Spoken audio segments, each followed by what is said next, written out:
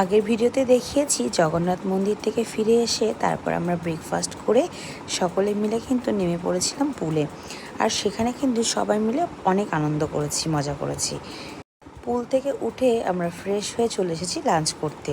আর আজকে লাঞ্চের মেনু কী আছে চলো তোমাদের সঙ্গে শেয়ার করি।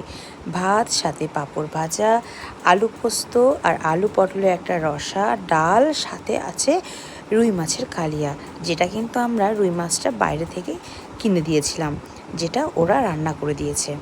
যাই হোক, আমরা খাওয়া দাওয়া সেরে একটা লম্বা ঘুম দিয়ে নিলাম। তারপর কিন্তু আমরা সন্ধ্যাবেলা বেরিয়ে পড়লাম সবাই মিলে নিউ দীঘাতে।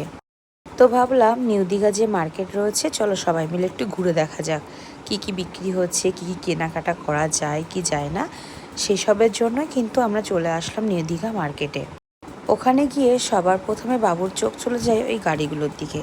তো ও বললো মাম্মাম একটু গাড়ি চড়বো, সেজন্য ওকে তো ওর বাবা গাড়ি চড়াতে নিয়ে গেল। আর সেই পাকে আমরা একটু মার্কেটটা ঘুরতে চলে আসলাম। তো তার মধ্যে কিন্তু আমাদের একটু ফুচকাও খাওয়া হলো।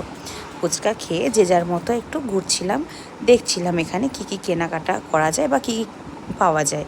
সত্যি কথা বলতে আমার সেরকম বিশেষ কিছু পছন্দ হয়নি, কারণ প্রত্যেকবার ওই দীঘাতে এসে একই টাইপের জিনিস প্রত্যেকবারই দেখি, আর সেরকম ভাবে কিছু পছন্দও হয়নি।